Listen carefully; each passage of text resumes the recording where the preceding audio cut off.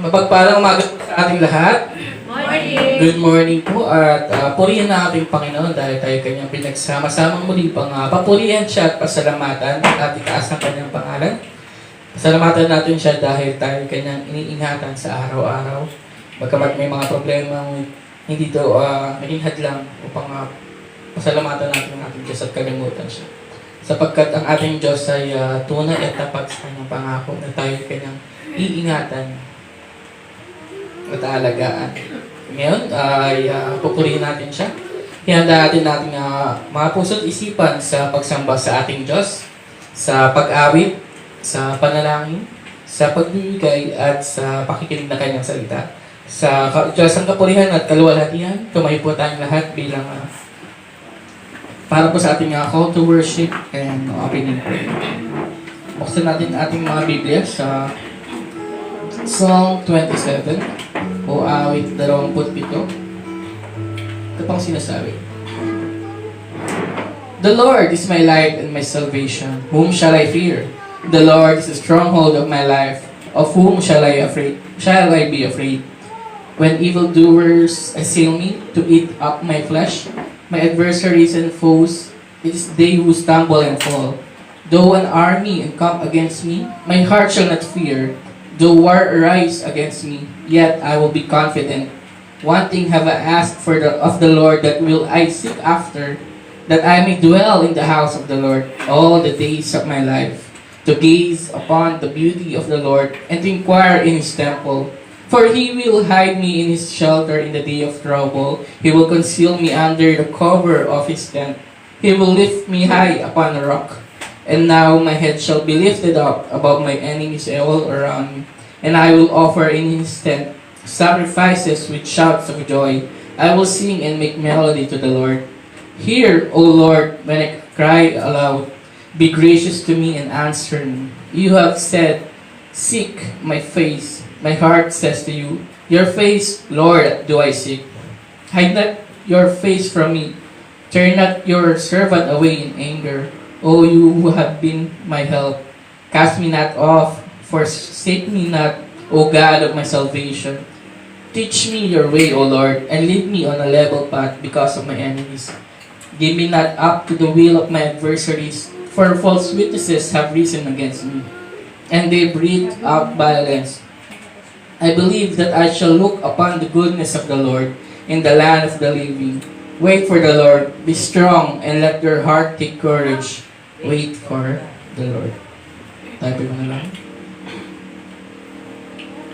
O muli ang Diyos makapangyarihan sa lahat. Siyang aming manlilikha.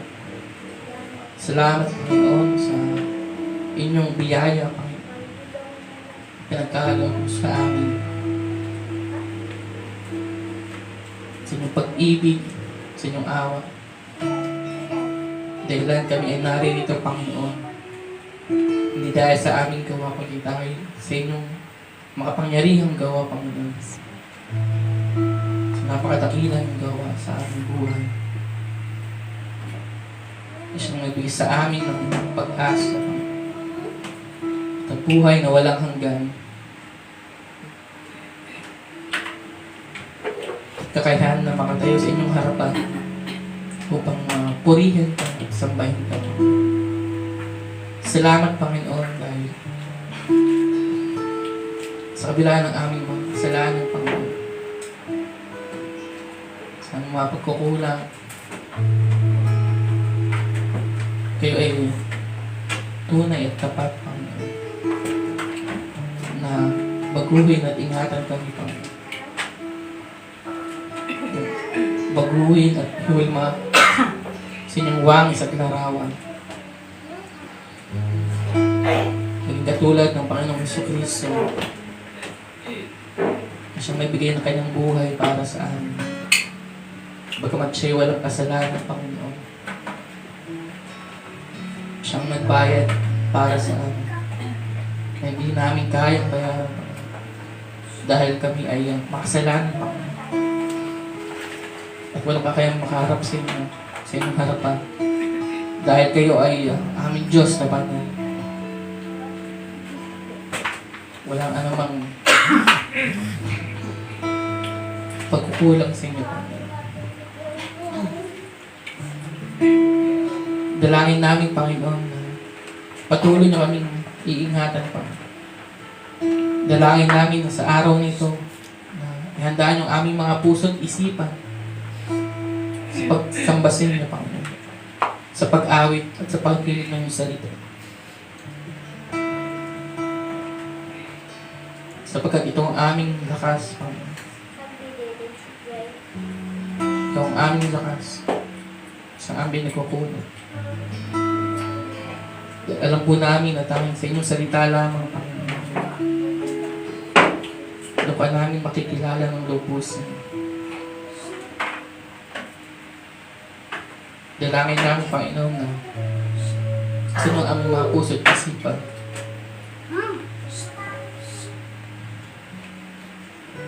Dalangin namin na tanging ikaw lamang ang aming pupurihin at sasambahin sa araw o oras nito. Ay sa inyo ang mga sumasagabal sa aming mga isipan sa pagsamba sa inyo. Muli, Panginoon, tinataas ka namin. Basta salamatan dahil sa inyong ginawa.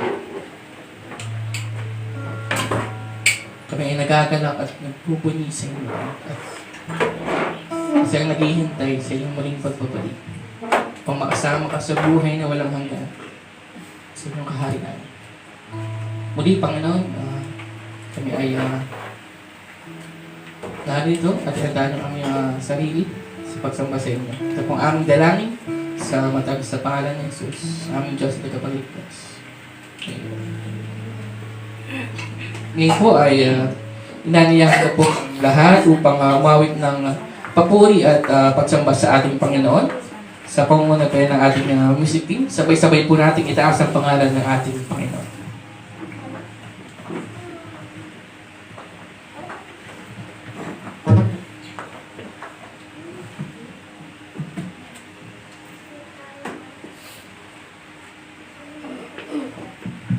Good morning po sa ating lahat.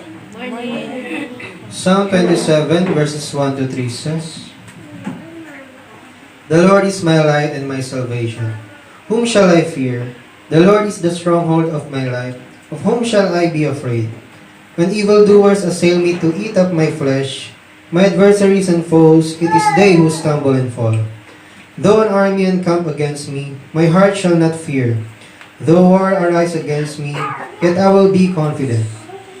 Gusto ko iparating ni Haring David dito ang makapangyarihang mensahe ng pananampalataya, pag-asa at proteksyon sa anumang panganib.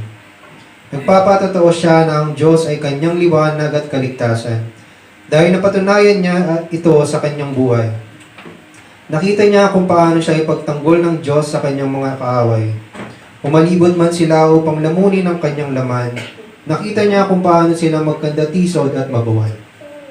Si Yahweh ang ating sandalan saan man at anuman ang dumating na pagsubok sa ating buhay. Siya ang ating pag-asa sapagkat sa pamamagitan ng kanyang kagandahang loob at makapangyarihang kamay, nakamit ng Panginoong Hesus para sa atin ang buong tagumpay laban sa kasalanan, kamatayan at kadiliman. Dahil siya ang nagligtas, meron bang aagaw sa atin sa kanyang kamay o makapaghihiwalay sa atin sa kanyang pag-ibig? Palibutan man tayo ng mga hamon, hirap o kawalan ng katiyakan sa buhay, wala tayong dapat ikatakot. Maaari nating harapin ang mga ito ng may tapang at kumpiyansa, nagtitiwala sa kanyang hindi natitinag na presensya at pangangalaga. Kaya mga kapatid, halina't umawi tayo ng may kagalakan at mataas na papuri sa Diyos na tagapagligtas. Let's sing by faith.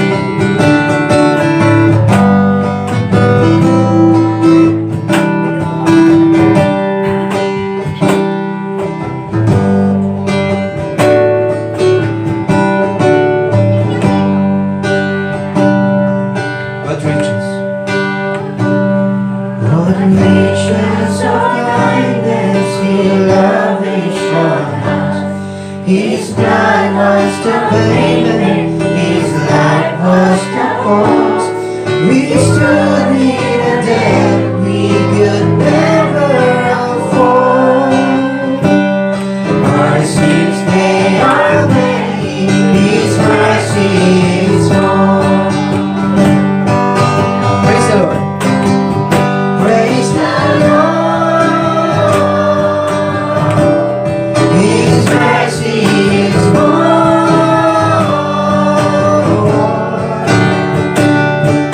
Stronger than darkness, new every morn. Our sins, they are many, His mercy is more. Praise the Lord. His mercy is more.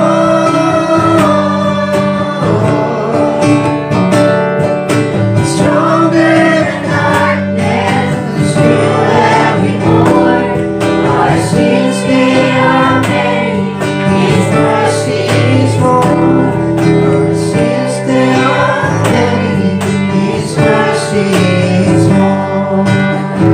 Muli, palapahan po natin ang ating Panginoon. God.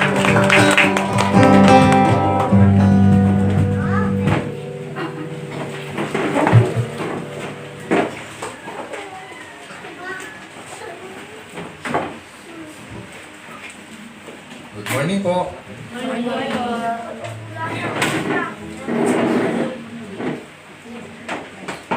Ngayon naman po ay dadako po tayo sa ating community prayer. At lalapit po tayo sa Panginoon. Gusto ko lang po malaman kung may mga hahabol pa sa ating mga prayer items. May mga natanggap na po tayo doon sa ating group chat. At gusto ko lang po malaman kung may mga isasama pa po ba tayo sa ating listahan. Sige po. Yung ubo lang po. Basta. Opo. Okay. Pero meron na po, nagpa-check up na po kayo. Opo. Sige po. Meron pa po. One. May sakit. Check up next week. Wala. Sige po. Si Pia po, saka si Hmm. Junel, saka si Bianca. Sino po? Si Pia? Pia, si Junel, saka si Bianca. Bianca. Bakit po? Ano yung prayer request na kanila?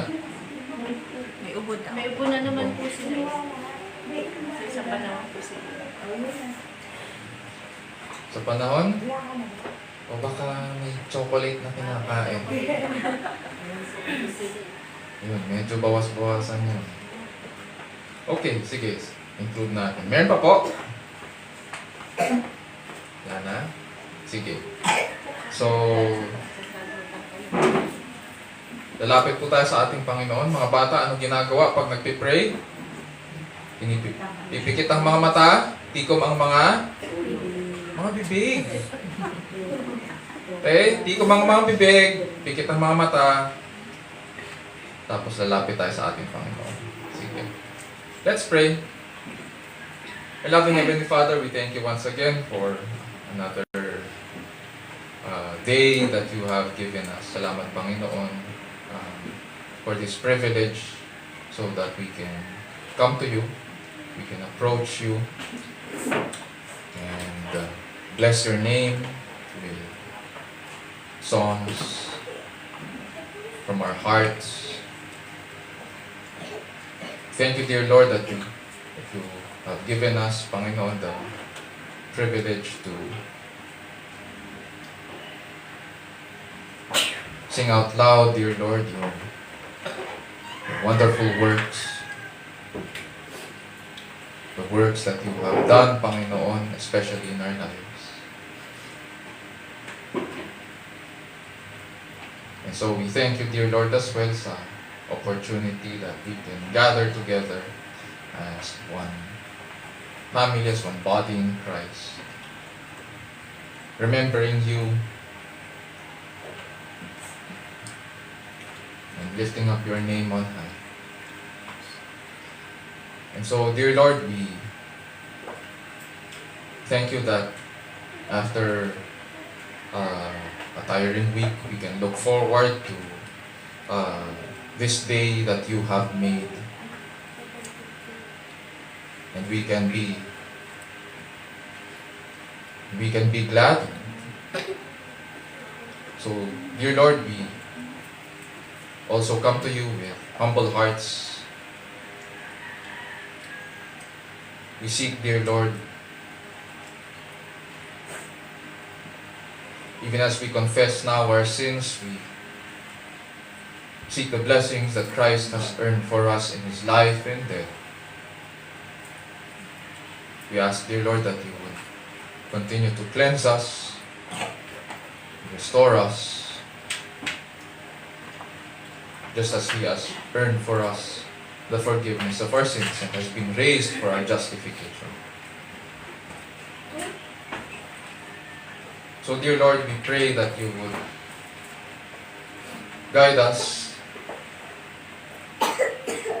as we worship you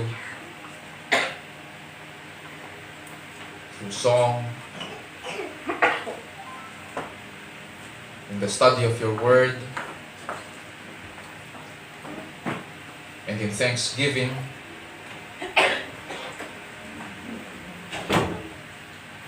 And in ministering to one another as well with the gifts that you have given us.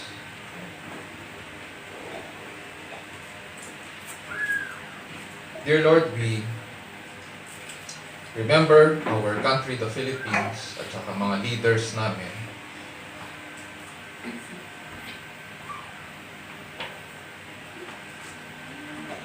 And we pray, dear Lord, that may your wisdom be upon them. Although, Panginoon, there are instances that we do not agree sa mga decisions that they make. Nevertheless, dear Lord, you see what is happening behind the scenes.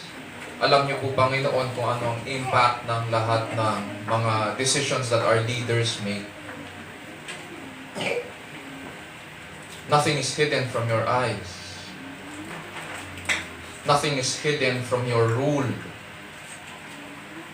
And so, because you are on your throne, because you rule over all, this is the reason we can sleep soundly at night.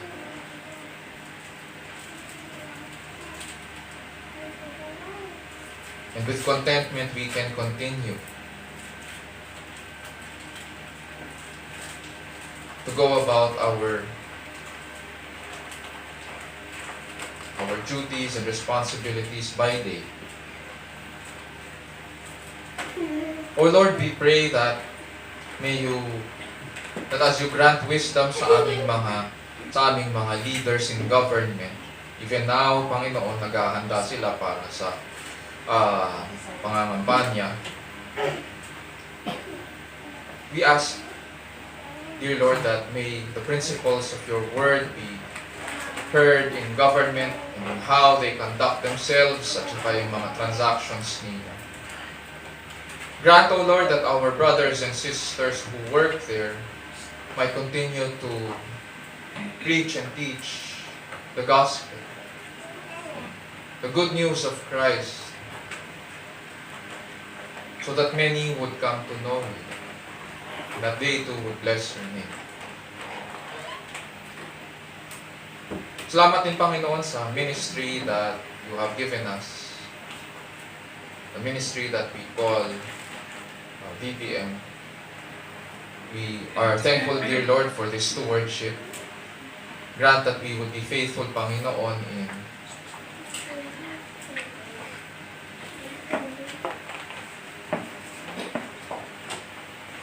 in proclaiming the good news wherever you lead us. And so we pray, dear Lord, that through the proclamation of the gospel, enable us, dear Lord, to make disciples of all nations. baptizing them in the name of the Father, and of the Son, and of the Holy Spirit, teaching them all the things that you have commanded us to do, while holding on to the promise that you would be with us unto the end of the age. We also thank you, dear Lord, for giving us new families and young families. As a church, dear Lord, we see it as our first ministry to serve our families with the good news. And so, dear Lord, we pray that you would strengthen our hearts, give us that resolve, Panginoon, to be able to proclaim it, Panginoon, and preach it sa aming mga families. And at the same time, dear Lord, we pray that you would open their eyes to the truth. May you speak to their hearts as well so that they would respond to you. Grant us, dear Lord, as we who are parents and heads of the household, to not only be providers physically sa mga needs ng aming mga families, but that you would equip us, Panginoon, also to be providers spiritually to them. Just as you have called your people to teach your word even to our children. And so grant, dear Lord, that we would point one another to you. So that in these exchange of gifts, Panginoon, in the ministry of serving our families, and one another as well, may you be glorified above all.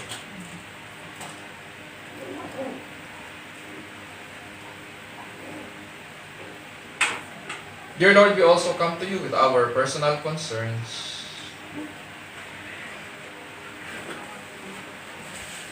Some of us, Panginoon, meron pa rin sakit.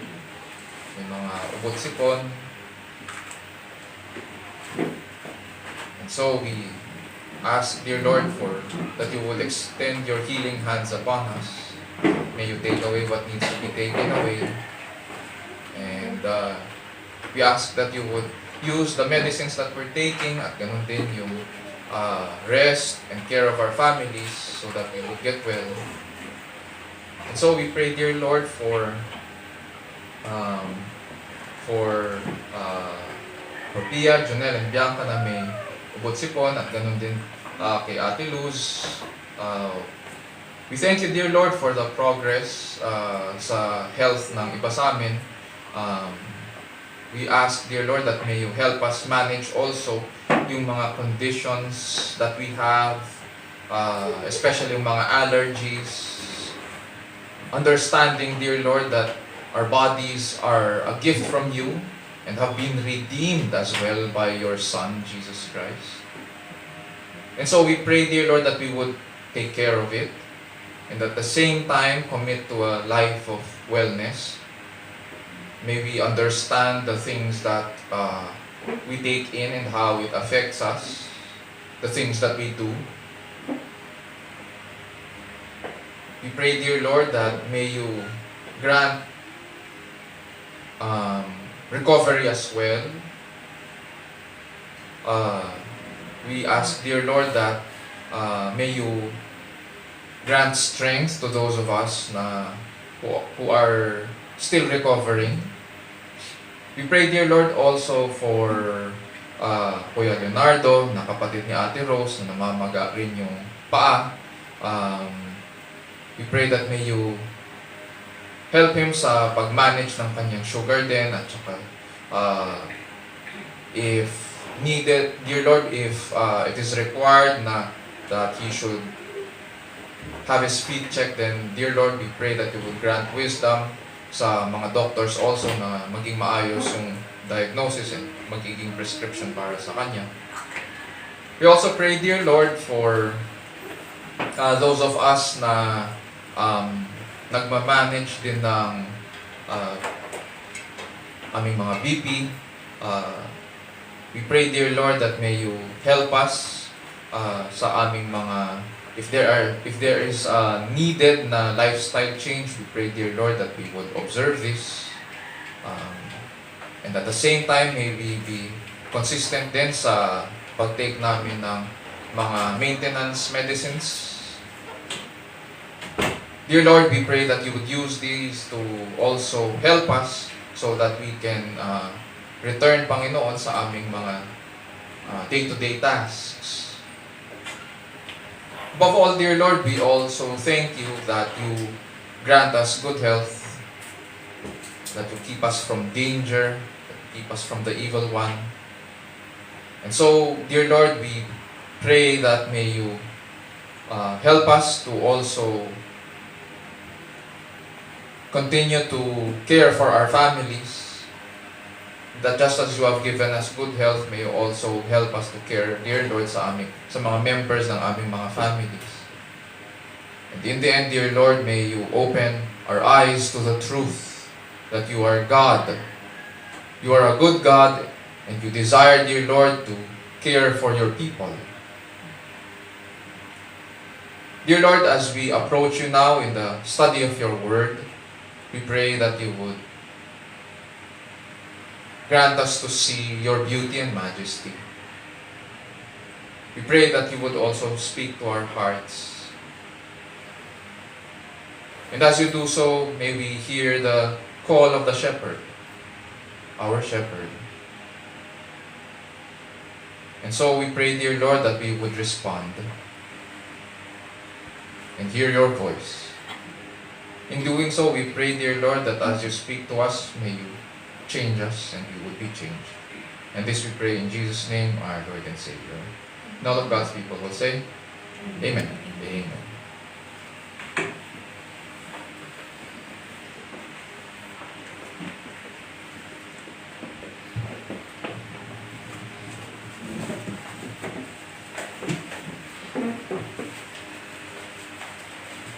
Ngayon po ay dadako po tayo sa pagpasa ng salita ng Diyos na magmumula sa Matthew 6 verses 16 to 18 sa pangunguna ng ating kapatid na si John Fairbanks. Tumayin po tayong lahat bilang mga pagkalang sa salita ng Diyos.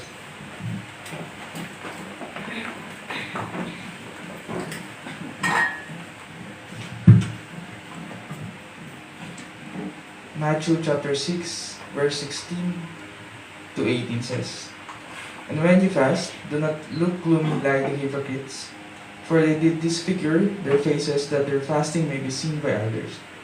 Truly, I say to you, they have received their reward. But when you fast, anoint your head and wash your face, that your fasting may not be seen by others, but by your Father who is in secret. And your Father who sees in secret, he will reward you." This is the word of the Lord. Praise be to God.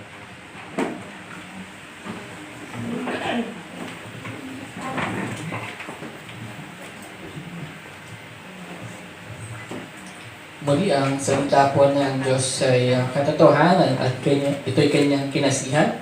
Nagtuturo ito ng katotohanan tungkol sa ating Diyos at ito rin ay nagsasaway at nagtutubig sa bawat mananampalataya. Sinasanay tayo nito kung paano ang matawid na pamumuhay ayon sa kanyang kalooban at kung paano ang tamang pagsamba sa tunay at nag-iisang Diyos. Kaya po yan sa 2 Timothy chapter 3 verse 16 to 17. Ngayon po ay halit sa ating pastor na si Pastor Raymond Benzer ang salita ng Diyos mula sa ating binasa sa Matthew 6.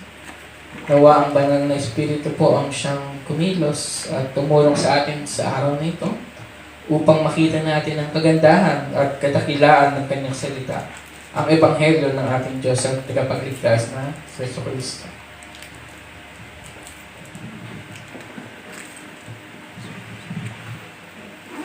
Morning. Nasa series pa rin po tayo ng pag-aaral tungkol sa discipline of fasting. And nandito po tayo sa Matthew chapter 6 verses 16 to 18. This is our second week dito sa chapter na ito. And we will spend our time dito hanggang sa last Sunday ng February. So, buksan po natin ang ating mga Bible sa Matthew chapter 6 verses 16 to 18. And hayaan yung basahin ko naman po this time ang ating passage sa Tagalog. At ganito po ang sinasabi. Matthew 6:16 verses 16 to 18. Sabi po, bukod dito, pagka kayo'y nangag-aayuno, ay huwag kayong gaya ng mga mapagpaimbabaw, na may mapapanglaw na muka, sapagkat kanilang pinasasama ang mga mukha nila upang makita ng mga tao na sila'y nangag-aayuno. Katotohanan sinasabi ko sa inyo, tinanggap na nila ang kanila'y ganti. Datapwat ikaw sa pag-aayuno mo ay langsan mo ang iyong ulo at hilamusan mo ang iyong mukha, upang huwag kang makita ng mga tao na ikaw ay nag-aayuno, kundi ng Ama mo na nasa lihim at ang Ama mo na nakakakita sa lihim ay gagantihan ka. So ito po ang salita ng Panginoon. Purihin ang Diyos.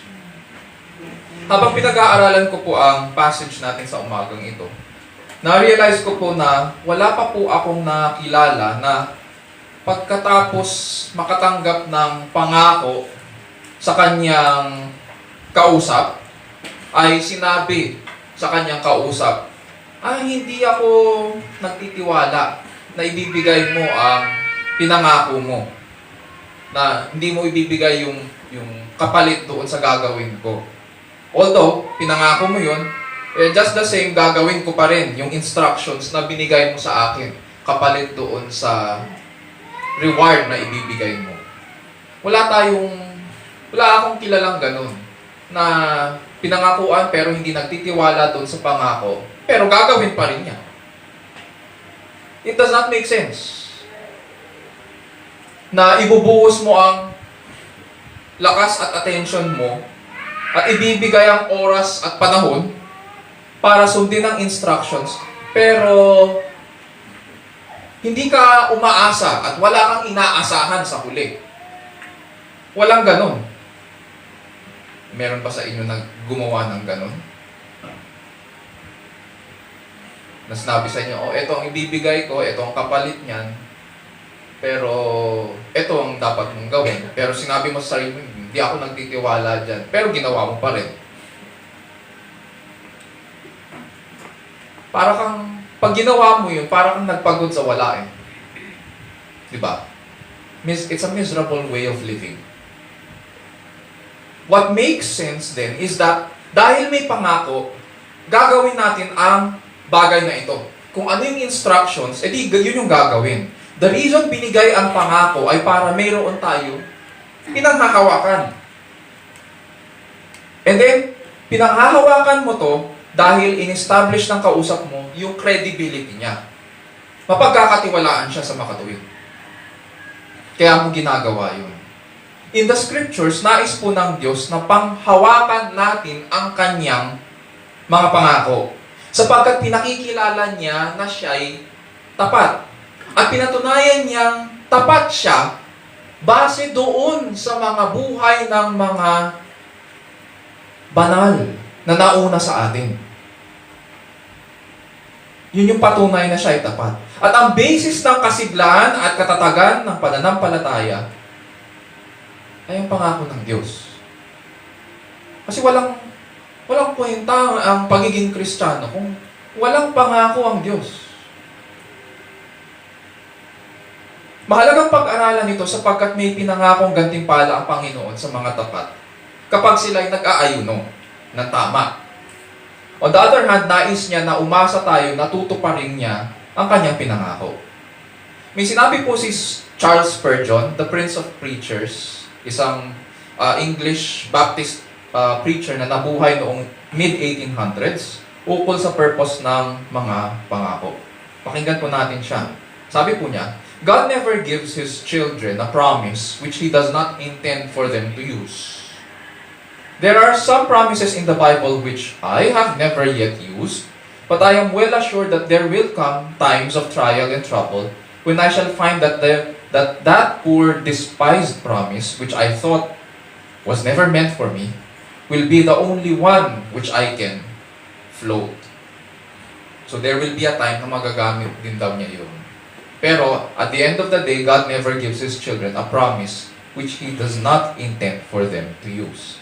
So panalangin ko po na sa ating pag-aaral ng scriptures sa umagang ito ay mabuksan po na ang ating mga isipan sa sinasabi ng Panginoon sa kanyang salita ukol sa fasting at saka doon sa pangako ng reward na kanyang ibibigay. Nawa ipakilala po sa atin ng scriptures na si Jesus ang ating dakilang hari. Siya po ang huling Adan na tumubos sa atin at siya ang tanging kasiyahan ng ating buhay para makatugon po tayo sa maayos na pamumuhay sa harapan ng Diyos, sa ilalim ng kapangyarihan ng Diyos, at para po sa kalwalhatian ng ating dakilang Diyos. Last week po, tinanong po natin, how should Christians approach the discipline of fasting? And sa verses 16 to 18, nakita po natin, sa verse 16, when you fast, don't do it to gain the attention and admiration of men. So, ito yung abuse na ginagawa ng mga matatanda noong panahon ng Panginoon at ito'y pinagbawal ng Panginoong Jesus. Tapos sa verses 17 to 18, sabi po niya, yung second point niya, when you fast, do it with a clear intention to be seen by God. So, you do it to be noticed by our Father in heaven, not by men. So kapag nag-aayuno daw tayo, sinasabi po natin, we love God, we prefer Him more than His gifts. So fasting is not only an expression of love for God, it is also a test para mapatunayang totoong ang pagmamahal natin sa Kanya. Ulitin ko po, it is not only an expression of love for God that we prefer Him more than His gifts, but that it is also a test para patunayan na mahal nga natin siya. This morning, ang question naman natin sa scriptures, dito sa verses 17 to 18, ay what reward should we seek in fasting? What reward should we seek in fasting? Sa Matthew chapter 6 verses 17 to 18, nandito pa rin po tayo sa section ng tamang motibo at paggawa ng mabuti sa Sermon on the Mount. Today, ang magiging focus po natin ay ang reward na maaari nating i-expect mula sa Panginoon sa discipline ng pag-aayuno. Sabi po niya sa verses 17 to 18, but you, when you fast, anoint your head and wash your face, so that your fasting will not be noticed by men, but by your Father who is in secret, and your Father who sees what is done in secret will reward you. So pagkatapos i-expose ng Panginoong Jesus ang maling paraan ng pag-aayuno at ibigay ang tamang pag-aayuno, pinapahayag niya ngayon ang gantimpala na ipagkakaloob sa mga tapat. Sabi po ng Panginoong Jesus dito sa passage natin, that your fasting will not be noticed by men, but your Father who is in secret, and your Father who sees what is done in secret will reward you. Bagamat sa ibang translations po, ang ginamit na salita instead of reward ay repay,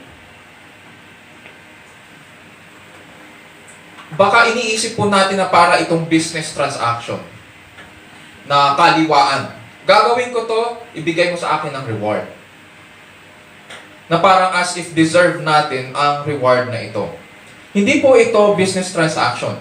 Kapag tinignan po natin na ang pakahulugan ng salitang reward sa original language, ang pinakamalapit po na meaning ay to give again. Hindi po ito parang sweldo o bayad or para sa isa anong tawag nila doon? Bayad sa upa dahil parang inuupahan ka ng Diyos. Hindi ganon yung pakahulugan dito. Sa original language, it is to give again. Ganito yung konteksto niyan ngayon. We have learned po na ang fasting o pag-aayuno ay bahagi ng prayer life ng isang believer. And when we pray, it is God whom we seek. Sabi nga natin, di ba? Our Father in heaven, hallowed be thy name. Thy kingdom come. Thy will be done on earth as it is in heaven. So, God already gave us Himself by revealing Himself, showing Himself through His Son. Pinakilala na niya ang kanyang sarili sa atin sa pamamagitan ng kanyang anak, si Hesus Kristo. Sa fasting po, lalo po natin siyang nakikilala at ang kanyang kalooban. Dahil siya ang hinahanap-hanap natin, He, the giver of good gifts, He gives us a greater knowledge of Himself when we fast correctly. Now dito, sinasabi niya na sa verse 18, so that your fasting will not be noticed by men, but by your Father who is in secret. Sinasabi po natin in fasting, we don't want to be noticed by men. Rather, we want to be noticed by our Father who is in secret. We want His approval. Yun ang sinasabi natin eh. Nakasanayan po natin na kapag pinag-uusapan ng fasting, especially sa kultura po natin, magpa-fast ako kasi may hinihingi ako. Bakit mapapansin natin dito sa sinasabi ng Panginoon? Sa Matthew chapter 5, pag binigyan natin ito ng konteksto, Matthew 5, 6, and 7, itong Sermon on the Mount, pinapahayag ng Panginoong Jesus kung sino ang hari at ang kanyang pamumuno. Therefore, nire-reveal niya na siya ang hari. At tayo ang lumalapit sa hari, tayo ang may pangangailangan, at siya ang nagpo-provide. Hindi pwedeng lumalapit ka sa hari at ikaw ang nagbibigay ng kondisyon. Ni sa presidente nga lang ng Pilipinas, hindi ka pwedeng pumasok sa Malacanang at sasabihin mo sa presidente, gawin mo ito para sa akin, may gagawin ako para sa iyo.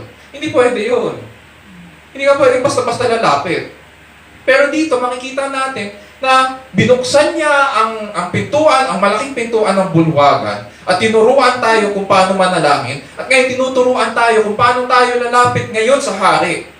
Kaya kapag nananalangin tayo, mapapansin din natin, bakit pag nananalangin tayo, o lumalapit tayo sa Panginoon, at humihiling, walang kumakain. Bakit? Kasi yun yung tinuturo dito. Pag lumapit ka, hindi mo pwedeng magkasama lagi ang fasting at saka praying. Mapapansin natin, from Old Testament to the New Testament, laging magkasama yan. The handmaiden of prayer is fasting. At yun yung sinasabi dito ngayon ng Panginoon. We don't want to be noticed by men. We are approaching God, our King. And therefore, because we seek God in fasting, siya yung hinahanap-hanap natin, not His gifts. Pero yung culture natin sinasabi, mag-fasting ka, makukuha mo yung gusto mo. Dito sa sinasabi sa Matthew chapter 6, no, it's not like that. Sinasabi natin, we want God more than His gifts, more than His blessings. And so, ano yung reward? He gives us a greater knowledge of Himself.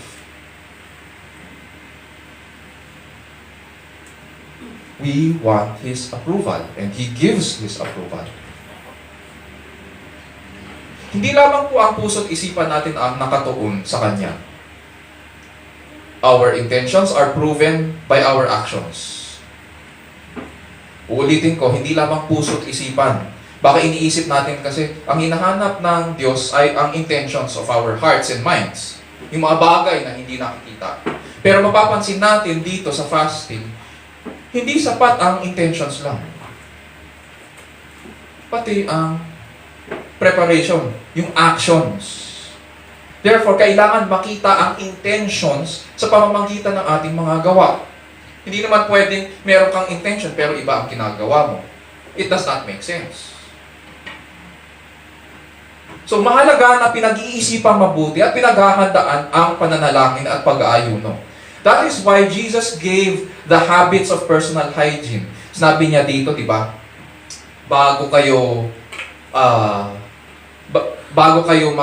mag-ayuno, anong dapat yung gawin? Huwag yung gagayahin yung mga mapagpaimbabaw na hindi mapinta yung muka, pinapakita nila sa ibang tao na hindi sila nag-ayos, pinapakita nila na nagdadalamhati sila. Hindi. Huwag mong ipakita na nag-aayuno ka.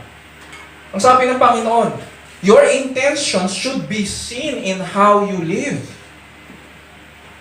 So anong gagawin mo? Sabi niya, maghilamos ka. Ito yung mga habits of personal hygiene. Maghilamos ka, buhusan mo yung ulo mo ng langis, di ba? Siguro sa panahon natin ngayon, mag-ayos ka, magsuklay ka, di ba? Mag-toothbrush ka, tanggalin mo yung muta sa mata mo. Huwag mo ipapakita na nahihirapan ka sa pag-aayuno mo. Kaya niya binigay ito sapagkat nais niya na paghandaan natin ang paglapit natin sa Kanya. And at the same time, hindi dapat natin, ang problema kasi sa atin, dahil sa ating kasalanan, papampam tayo. Papansin tayo sa ibang tao, gusto natin yung attention ng iba. We are so focused upon ourselves that we want the approval of men.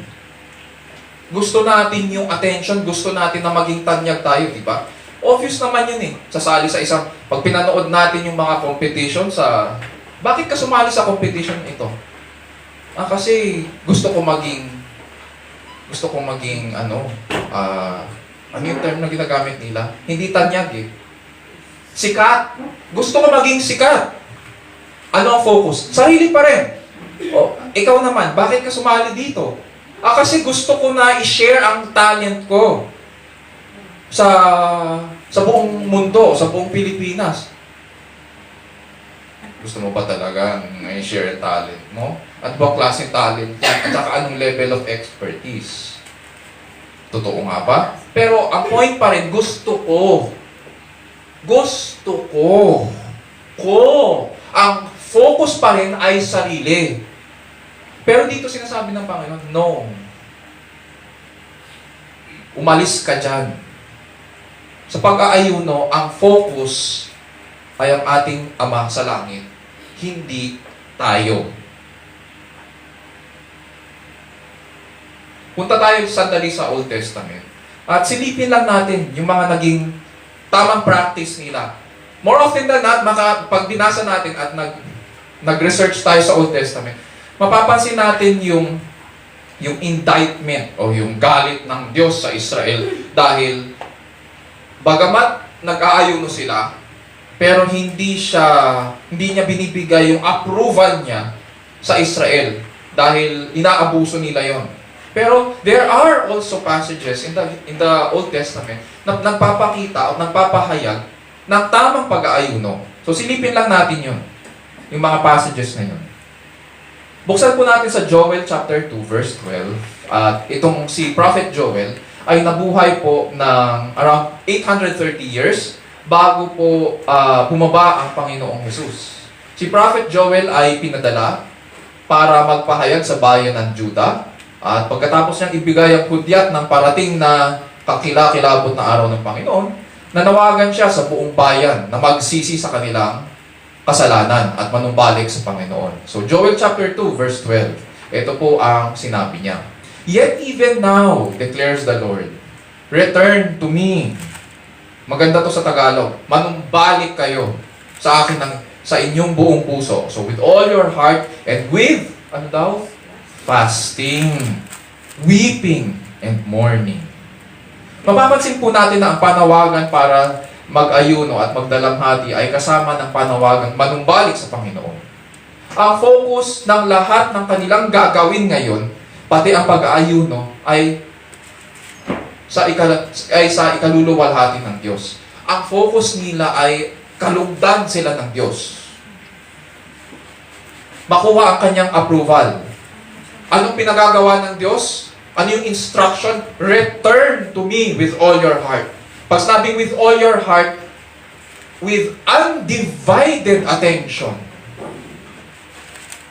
Wala akong kahati sa inyong puso. With all ako ang number 1 priority. Ako ang commitment. Ako ang inyong sasambahin. Walang iba. Ako ang number 1 sa inyong buhay. Return to me, sabi niya, with all your heart and with fasting. Nang mahulog ang bayan ng Juda sa Babylon, isa po si Daniel sa mga tinapon sa Babylon. Matatandaan natin yun sa Sunday school lessons natin, si Daniel at yung kanyang mga kaibigan, si Shadrach, Meshach at Abednego. So, di ba? Sila yung mga binata na maganda ang appearance at fit para sa court ng Haring Nebuchadnezzar. Later on, si Daniel po ay naging chief ng mga wise men at naging ruler ng buong Babylon. Ngunit sinalakay po ng Medo-Persia ang Babylon. At naabutan pati ni Daniel yung panahon ng mga Medo-Persians. Dito sa Daniel chapter 9, ang nakaupo na po ay hindi na si King Nebuchadnezzar o yung kanyang anak na si Belshazzar. Ang nakaupo na po ay si King Darius ng Medo-Persia. So on the first year, pagkatapos sa lakayin ng Medo-Persians ang Jerusalem, nag-alala po si Prophet Daniel, sapagkat may nabasa po siya sa aklat ni Jeremiah, isang prophet din, di ba? Dahil 70 taon daw ang paghihirap at pagkabihag nila sa ibang bayan. Tinapon sila eh.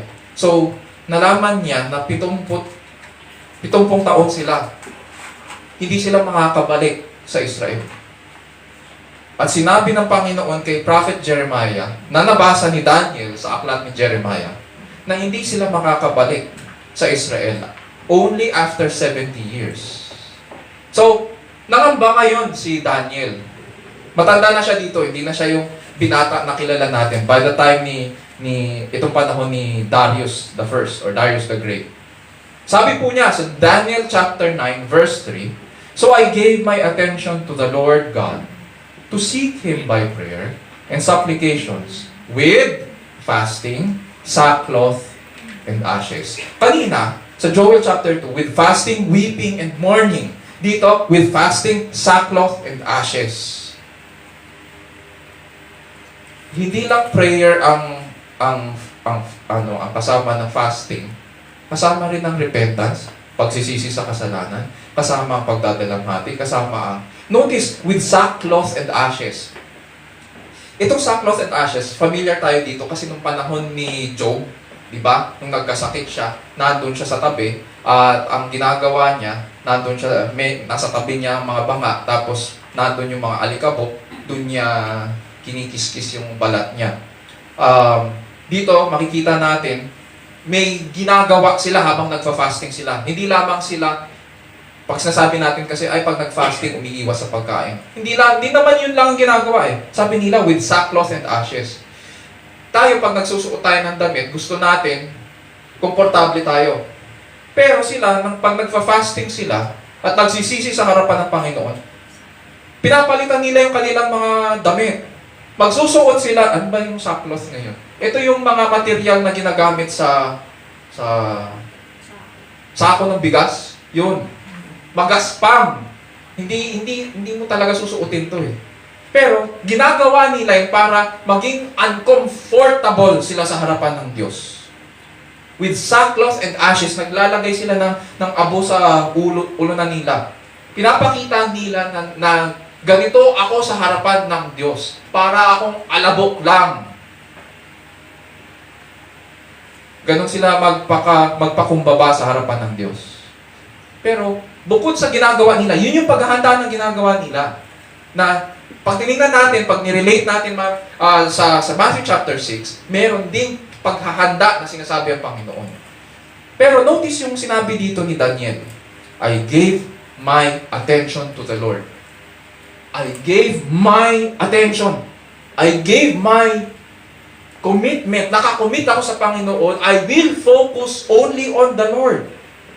To seek Him. Yun yung goal niya. To seek Him by prayer and supplications with fasting. Walang pinagkaiba sa sinasabi ng Panginoong Jesus. Ang focus ng attention ni Daniel ay ang Panginoong Diyos. Ang ginamit na salita dito, gave my attention to the Lord God, Yahweh Elohim, the God who has a covenant relationship with His people, the God who desires to be with His people. And so Daniel sought God's will in prayer and fasting.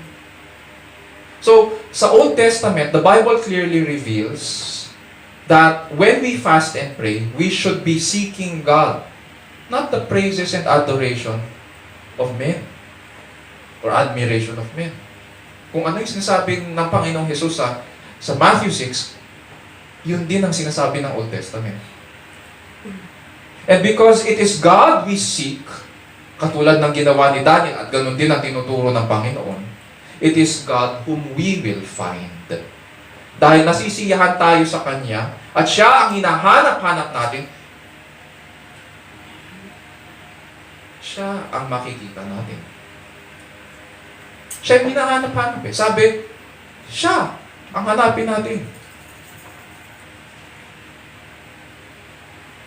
Bubuksan niya po ang ating mga mata at ipapahayag ang Kanyang approval.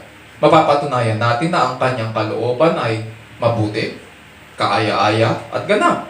At higit sa lahat, lalo po natin siyang makikilala at mapapatunayan na siya ang ligaya ng ating buhay.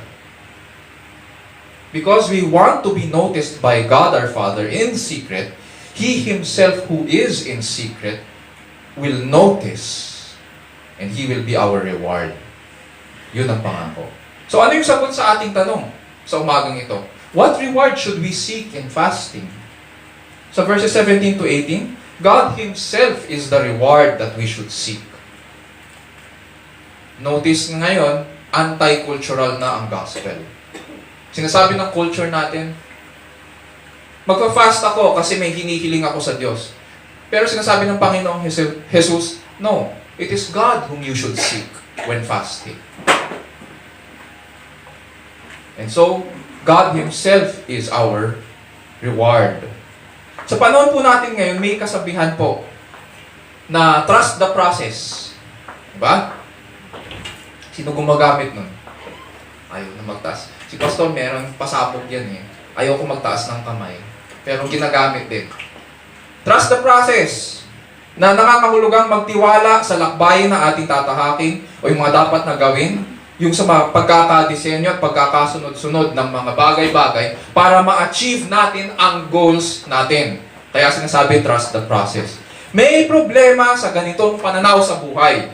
Sapagkat ang sentro nito ay hindi Diyos, kundi kalooban ng tao. Sa pananalangin at pag-aayuno, hangad natin, Thy will be done on earth as it is in heaven. Hindi my goals be done on earth as it is in heaven. Siya ang hinahanap-hanap natin. Ang Panginoong Diyos ang hinahanap-hanap natin. Therefore, ang kalooban niya ang mangyayari. Hindi ang goals natin. Pangalawa, when we say that we trust the process, ang tiwala natin ay nasa proseso. Sa gawa ng kamay ng tao. Nandun ang tiwala natin. Wala rin po ito pinagkaiba sa sinabi ng mga experts ng panahon ng pandemic. Sabi naman nila, ngayon na lang yung trust the process napapansin ko eh, itong 2024-2025. Noong pandemic, from 2020 hanggang 2023, ang sinasabi, trust the science. Diba? Tatandaan natin yon. Trust the science. Sapagkat hiling ng ganong pananaw na magtiwala tayo doon sa sinasabi ng mga expert. Pero behind the scenes, meron palang mga political na influence. No ang sagot. Hindi tayo nananalig sa proseso na gawa ng tao, hindi rin tayo nananalig sa agham o sa science. Nananalig po tayo sa Diyos na lumikha sa langit at lupa. Sumusunod tayo dahil tinawag tayo na maging Kanya. At pinangako niya na ipakikilala niya ang Kanyang sarili sa atin para lalo tayong basihan sa Kanya. See, tingnan niyo ngayon ang ginawa ng Diyos. Kaya nga sa Old Testament, paulit-ulit na sinasabi ng mga mang-aawit, "Oh, taste and see that the Lord is good." Taste and see that the Lord is good. At dito naman, ang binibigay niya ang Kanyang sarili sa atin para lalo tayong masihan sa Kanya. Kaya nga ang ginamit doon ay reward, to give again. Because He has already given us Himself in Christ. We are already happy in God. He wants us to increase our happiness in Him.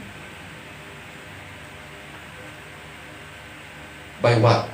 Sasabihin ng mundo, kain ka lang ng kain. Sige lang.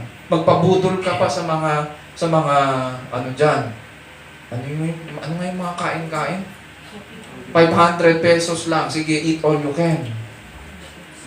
Pero sasabihin, hindi. You want to increase your happiness in the giver? Mag-ayuno ka. Manalangin ka.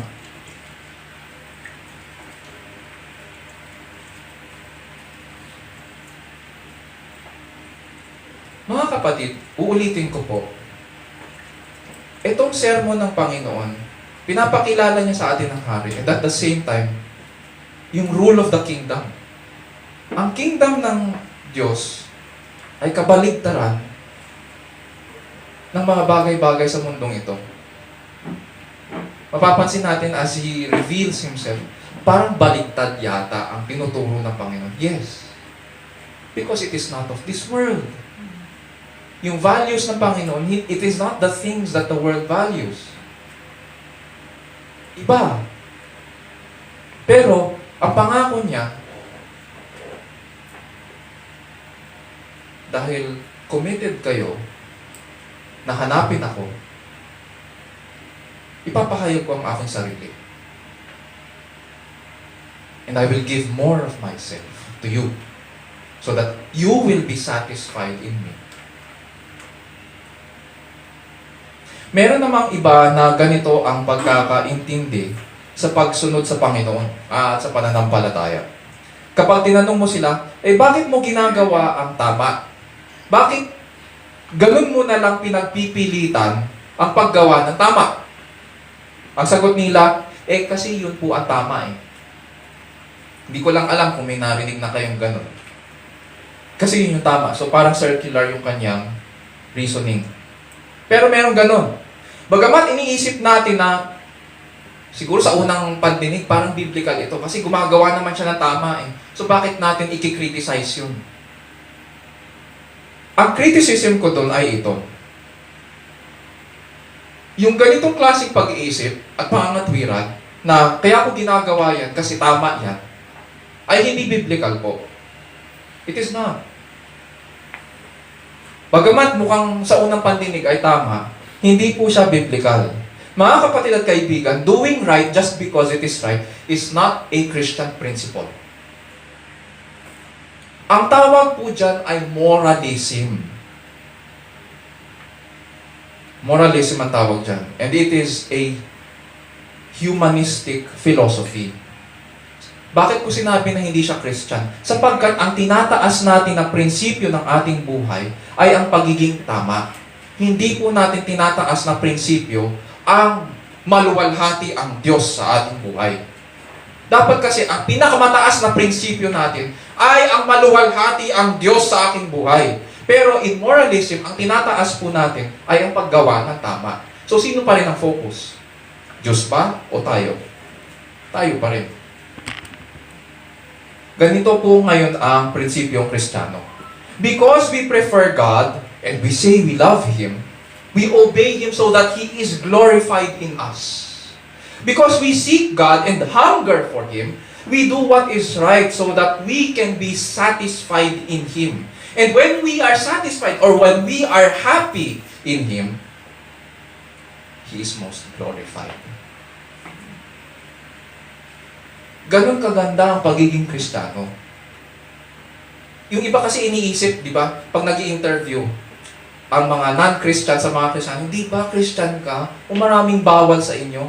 Ganon ang tingin nila. Pero hindi nila alam na ang buhay Kristiyano ay ganito kaganda. Because we seek God, because we hunger for Him, we do what is right so that we can be satisfied in Him. And when we are satisfied, when we are happy in Him, then that is where He is most glorified in us.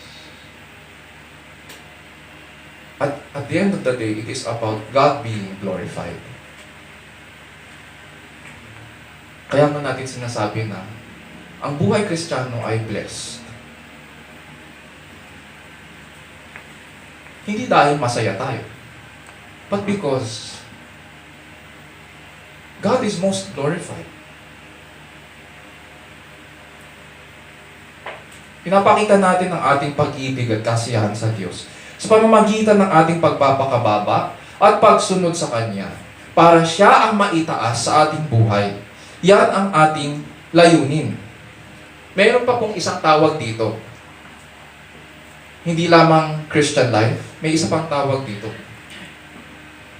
Ang tawag dito ay, pag tinignan natin ang Old Testament, at kinonect natin ito doon sa sinasabi ni Apostol Pablo sa Book of Romans, at saka sa Philippians, ang tawag niya dito, pagiging tunay na tao. Mga kapatid at kaibigan, may isa sa kasaysayan ng mundong ito na naging tunay na tao at pinakita niya sa atin ang essence ng pagiging tao. Mula sa kaitaas-taasan, bumaba siya at namuhay bilang alipin sa harapan ng Ama. Tulad natin, pinanganak siya, ngunit hindi po siya nagkasala. Hindi siya gumawa ng bagay na kanyang ikatatanyag sa mata ng tao, bagkus namuhay siya na may pagpapakababa at naging masunurin hanggang kamatayan para sa ikaluluwalhati ng Ama. Siya ang Panginoong Jesus at pinahayag niya sa atin ang pagiging tunay na tao.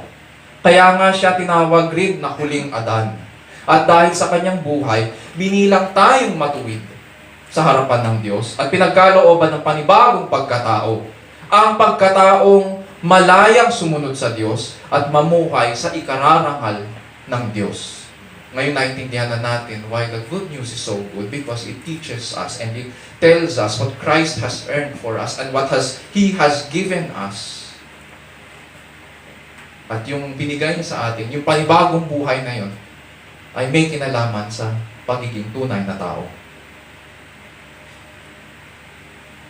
Sa pananalangin at pag-aayuno, hindi po masama na panghawakan ang pangako na gagantimpalaan tayo ng Diyos.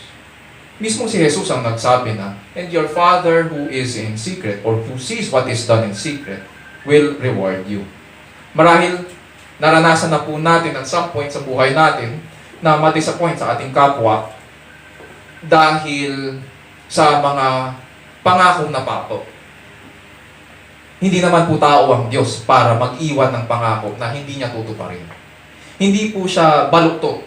Hindi rin siya kuripot sa kanyang mga pagpapala. Therefore, it is not unchristian or contrary to faith to expect from God, especially when there is a promise that He will reward you when you seek Him. Because it is God whom we seek in fasting, God Himself will be our reward. Isa puso po natin ang mga bagay na ito at lumapit po tayo ng may kagalakan sa tapat at dakilang Panginoon. Tayo manalangin. Our dear Lord, we thank you for your word. We thank you, dear Lord, for the correction and at the same time yung encouragement to come to you and expect from you based on the promises you have given in your word. And especially, dear Lord, pagdating sa fasting and prayer, we are thankful, dear Lord, that you promised to reward yung tapat na mananalangin ayon sa inyong kalooban at mag-aayuno rin ayon sa inyong kalooban. And so grant, dear Lord, that we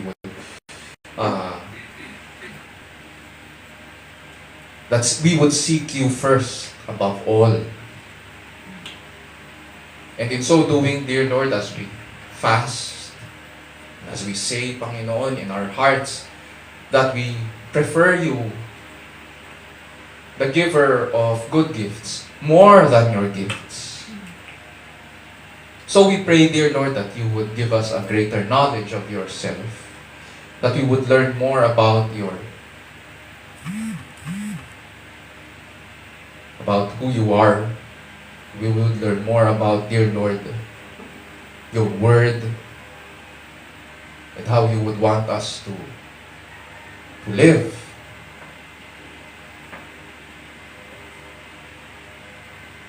As people who have been renewed in the image of your Son.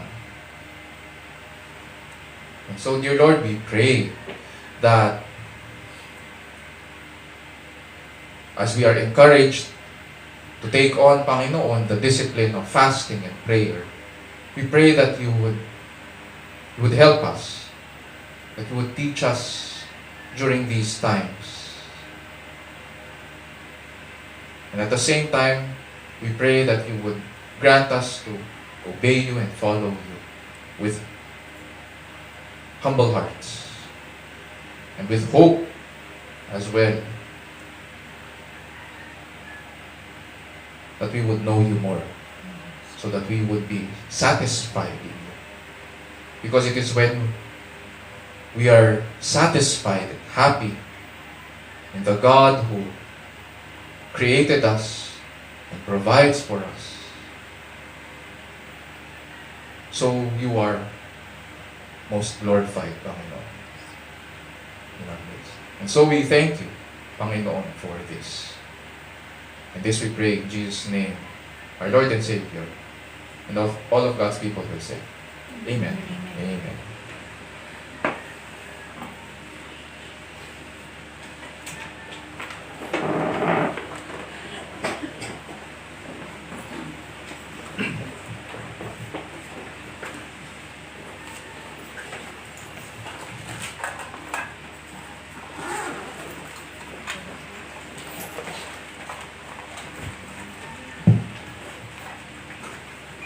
Ngayon po ay dadako na po tayo sa ating Ministry of Giving. So po natin ating mga Biblia sa 2 Corinthians chapter 9, verse 7 to 9. Ito po sinasabi.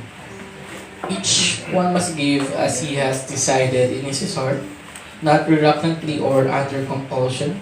For God loves a cheerful giver, and God is able to make all grace abound to you, so that having all sufficiency in all things at all times, you may abound in every good work, as it is written, He has distributed freely, He has given to the poor, His righteousness endures forever.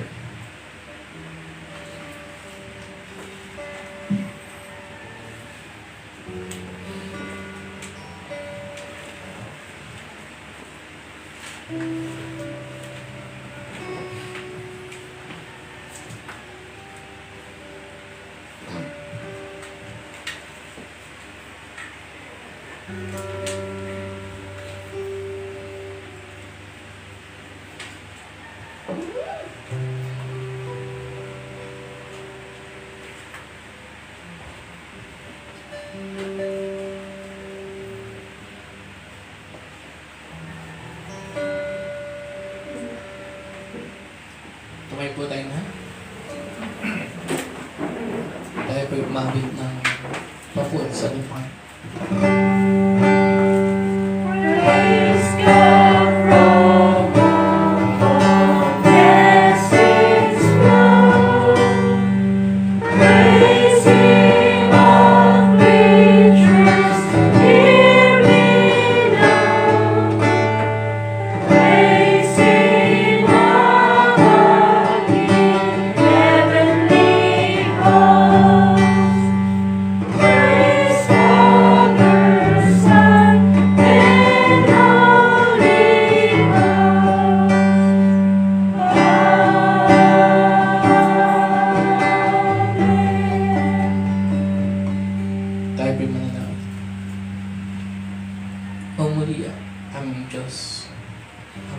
sa langit. Salamat, Panginoon, sa mga biyaya. Kami narito, Panginoon, pangpapurihan ka at pagsambahin ka. At makinig sa inyong salita, Panginoon.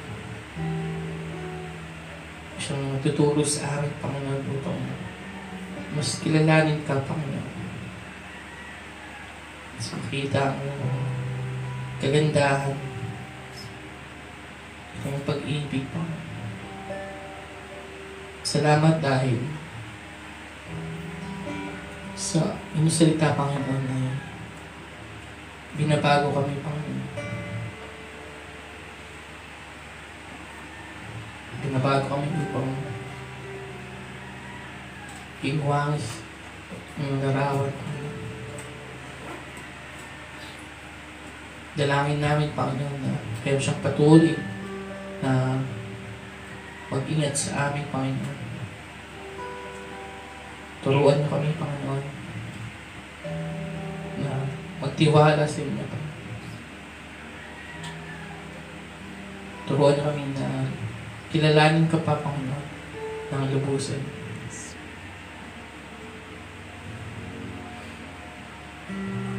Dalangin namin na kayo ang maganda sa amin, Panginoon. Hanggang sa inyong muling pagbabalik upang makasama ka sa buhay na walang hanggan sa inyong kaharian. Nang pupuri at nagpapasalamat sa inyo. Muli, Panginoon, dalangin namin na sa aming pagpipigay sa araw nito, na inyong pinagkaloob sa amin, Panginoon, ay magamit namin ito sa pangailangan ng bawat isa ng iglesia. At ikit sa lahat, Panginoon, sa pagpapalaganap ng mga salita, ang mabuting balita, yung kagandahan ng loob, Panginoon. Dalangin namin na kayo siyang patuloy na mag-bless sa amin, Panginoon. Kayo siyang mabigay sa amin ang aming mga pangangailangan sa araw-araw. At ikit sa lahat sa aming spiritual na kaluluwa ko. Na lubusang o nais na makilala ka pa ng lubusan. Muli, Panginoon, kami nagpupuri at nagpapasalamat sa inyo. Dalangin namin na sa lahat ng aming gagawin ay ikaw ang aming maluwalhati, Panginoon. Wala nang iba pa. Ito pong aming dalangin sa pangalan ni Jesus. Amen. Manatili po tayong nakatayo para po sa ating closing and benediction.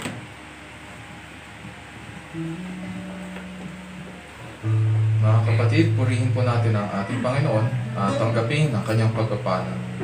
Now to Him who is able to establish you according to my gospel and the preaching of Jesus Christ, according to the revelation of the mystery which has been kept secret for long ages past, but now is manifested, and by the scriptures of the prophets, according to the commandment of the eternal God, has been made known to all the nations, leading to obedience of faith.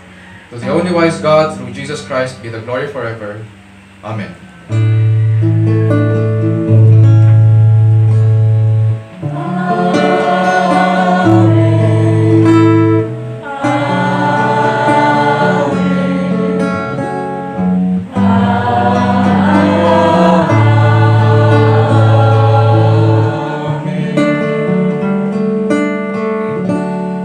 God bless you.